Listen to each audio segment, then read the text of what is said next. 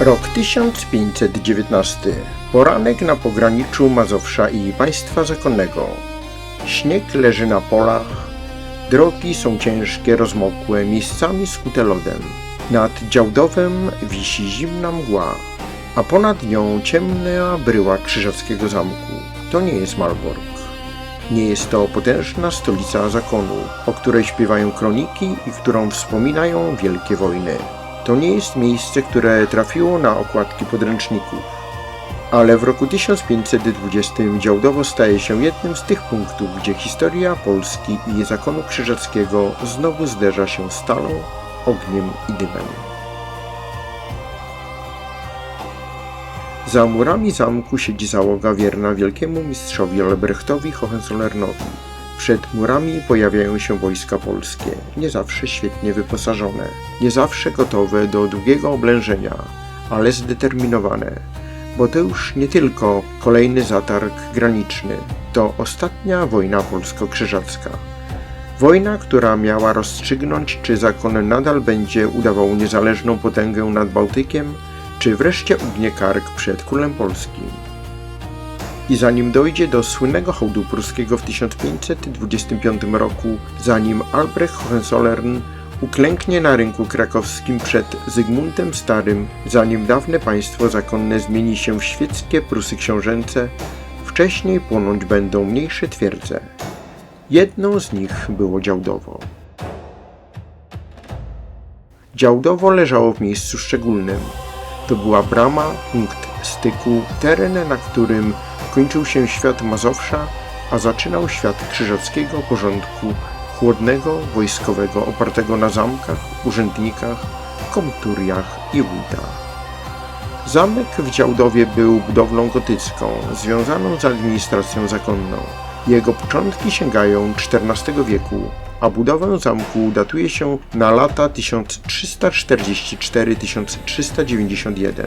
Nie był największą warownią zakonu, ale miał ogromne znaczenie lokalne. Pilnował dróg, kontrolował okolice, był symbolem obecności krzyżackiej w tej części pogranicza. A pogranicze miało długą pamięć. Pamiętało Grunwald, pamiętało wojnę 13-letnią, pamiętało drugi pokój toruński z 1466 roku, po którym część dawnych ziem zakonnych znalazła się pod władzą Polski. Ale państwo zakonne nadal istniało jako lenno. Problem polegał na tym, że wielcy mistrzowie coraz częściej próbowali zachowywać się, jakby żadnego lenna nie było. Ale kiedy wielkim mistrzem został Albrecht Hohenzollern, młody, ambitny, powiązany z potężnymi rodami niemieckimi, konflikt stał się niemal nieunikniony. Siostrzeniec Zygmunta Starego. Albrecht nie chciał składać hołdu Zygmuntowi Staremu. Nie chciał być wasalem, chciał odwrócić wynik poprzednich wojen. Chciał odzyskać utracony prestiż zakonu. I właśnie dlatego w roku 1519 wybuchła wojna, którą nazywamy wojną pruską albo ostatnią wojną polsko-krzyżacką. Wojna 1519-1521 nie wyglądała już jak wielkie starcie pod Grunwaldem. To nie była jedna potężna bitwa, w której pod jednym niebem ścierały się tysiące kopii. To była wojna zamków, najazdów, podjazdów, oblężeń, marszów przez zimowe drogi i spalone przedmieścia. Polacy uderzali w punkty oporu zakonu. Krzyżacy bronili twierdz, licząc na czas, pomoc z Rzeszy i polityczne zmęczenie przeciwnika. W tej wojnie liczyło się nie tylko kto wygra wielką bitwę, liczyło się kto utrzyma drogi, kto opanuje zamki, kto złamie morale przeciwnika, kto pokaże miejscowej ludności, że to jego sztandar jest silniejszy.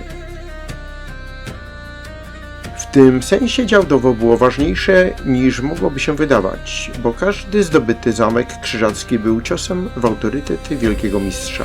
Każda spalona brama, każde zdobyte przedzamcze, każdy uciekający wójt przypominał, że państwo zakonne nie jest już potęgą, które kiedyś straszyło całą północ.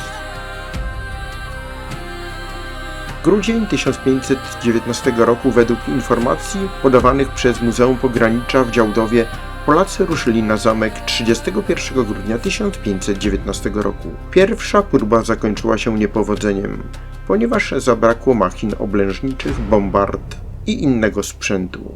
I to jest bardzo ważny szczegół, bo on pokazuje nam prawdziwą twarz tej wojny. W filmach oblężenie często wygląda prosto, armia przychodzi pod mury, pada rozkaz, żołnierze biegną, drabiny idą w górę, brama płonie, twierdza pada. W rzeczywistości było inaczej. Zamek, nawet niewielki, mógł być śmiertelną pułapką dla atakujących. Mury dawały przewagę obrońcom. Bramy były wzmocnione, przedzamcze tworzyło pierwszą linię oporu. A jeśli napastnik nie miał dział, machin, narzędzi oblężniczych, osłon, ludzi do pracy i czasu, mógł tylko patrzeć, jak jego żołnierze marzną pod murami. I właśnie tak możemy wyobrazić sobie pierwszy etap działań pod Działdowem. Polskie oddziały stają pod zamkiem, widać blanki, widać wieże, widać ludzi. Ktoś wydaje rozkaz do natarcia, padają pierwsze strzały, krzyżacy bronią się twardo. Polacy próbują podejść bliżej, ale bez odpowiedniego sprzętu nie są w stanie przełamać obrony. Zamek trwa. Pierwsze uderzenie kończy się niepowodzeniem. Ale to nie znaczy, że Działdowo zostało ocalone. To znaczyło tylko, że jego czas jeszcze nie nadszedł. Spróbujmy przez chwilę spojrzeć na tę historię oczami obrońców. Wójtem działdowskim był Hans von Gebelentz. Źródła lokalne wskazują go jako ostatniego wójta Działdowa, który po zdobyciu zamku uciekł do pobliskiej Nidzicy wraz z 30 rycerzami. Kim był wójt w takim miejscu? Nie był tylko urzędnikiem od pieczęci i dokumentów. Na pograniczu wójt był człowiekiem władzy. Reprezentował zakon, zarządzał, pilnował interesów państwa zakonnego, a gdy przychodziła wojna, odpowiadał za obronę. Hans von Gebelentz musiał wiedzieć, że sytuacja jest poważna. Polacy nie przyszli tu po łupy i nie odeszli po jednym nieudanym ataku. Oni wrócą, przyprowadzą więcej ludzi, przyprowadzą działa, przygotują się lepiej. Spróbuję jeszcze raz. W zamku zapewne liczono zapasy, sprawdzano kusze, hakownice, broń, proch, strzały, żywność. Przedzamcze musiało być przygotowane do obrony. Ludzie słuchali wieści, a wieści nie były dobre. Polskie oddziały działały w regionie. Część sił oblegało Działdowo, inne oddziały i posiłki województwa płockiego ruszyły dalej na północny wschód, docierając m.in. pod Nidzicę. Dla załogi Działdowa oznaczało to jedno. Nie są samotnym celem, są częścią większej operacji. Polacy chcą rozbić krzyżacki system obrony w tej części pogranicza.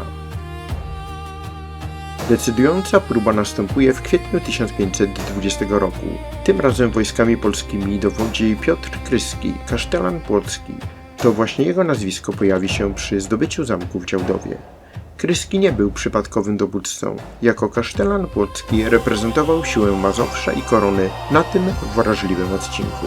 Znał znaczenie pogranicza. Wiedział, że Działdowo nie może pozostać bezkarne na tyłach polskich działań.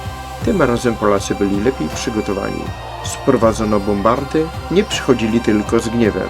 Przychodzili z zamiarem zdobycia twierdzy.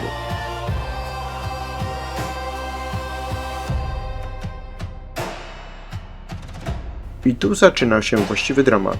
Wyobraźcie sobie kwietniowy dzień 1520 roku. Zima odchodzi, ale ziemia nadal jest ciężka. W powietrzu czuć wilgoć, nad zamkiem unosi się dym spalenisk. Na przedpolu krążą ludzie, jedni niosą belki, inni wiązki chrustu, ktoś przesuwa osłony. W zamku biją na alarm. Załoga wie, że tym razem nie będzie demonstracji, to będzie szturm.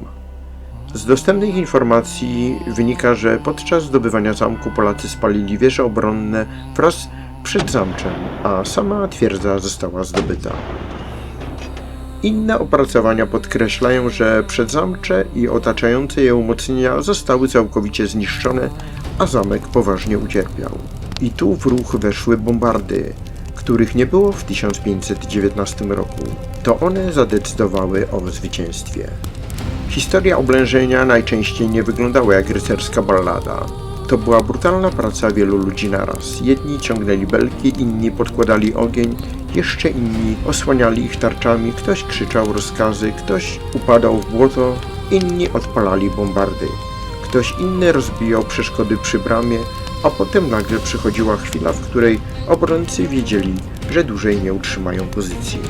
Zamek w Działdowie został zdobyty. Według jednej z relacji rocznicowych Nastąpiło to 30 kwietnia 1520 roku po dłuższym oblężeniu prowadzonym przez Polskie Pospolite Ruszenie pod dowództwem Piotra Krzyskiego.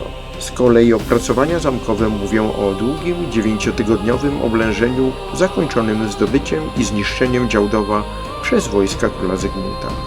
Niezależnie od różnic w ujęciu czasu, sens wydarzeń pozostaje ten sam. Krzyżacka twierdza padła.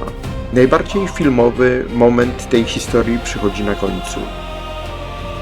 Hans von Gebelens, ostatni wójt działdowski, nie ginie na murach, nie zostaje bohaterem ostatniego oporu. Według lokalnej tradycji i informacji muzealnych ucieka z 30 rycerzami do pobliskiej Nidzicy. To szczegół, który mówi bardzo wiele, bo ucieczka wójta oznacza koniec krzyżackiej władzy na tym miejscu. Zamek nie był już punktem oporu, nie był już bezpiecznym gniazdem zakonu. Stał się zdobyczą. Możemy wyobrazić sobie tę scenę. Noc, dym nad Działdowem, końskie kopyta uderzające o mokrą drogę, grupa zbrojnych oddalających się w stronę Nidzicy. Gdy zaciężni zrozumieli, że nie ma już wójta, poddali zamek. Zamek pozostał w rękach polskich do 1525 roku. Po hołdzie pruskim i sekularyzacji państwa zakonnego Działdowo znalazło się w Prusach Książęcych, lennie polskim. I tu widać wielką ironię historii. Polacy zdobyli zamek w wojnie przeciwko zakonowi. Kilka lat później dawny zakon przestał istnieć jako państwo zakonne. Albrecht Hohenzollern zrzucił biały płaszcz z czarnym krzyżem i został świeckim księciem. A Prusy Książęce, choć formalnie niezależnie od Polski, miały w przyszłości stać się początkiem zupełnie nowej potęgi. Potęgi, która kiedyś zagrodzi samej Rzeczypospolitej. Do usłyszenia w kolejnym odcinku.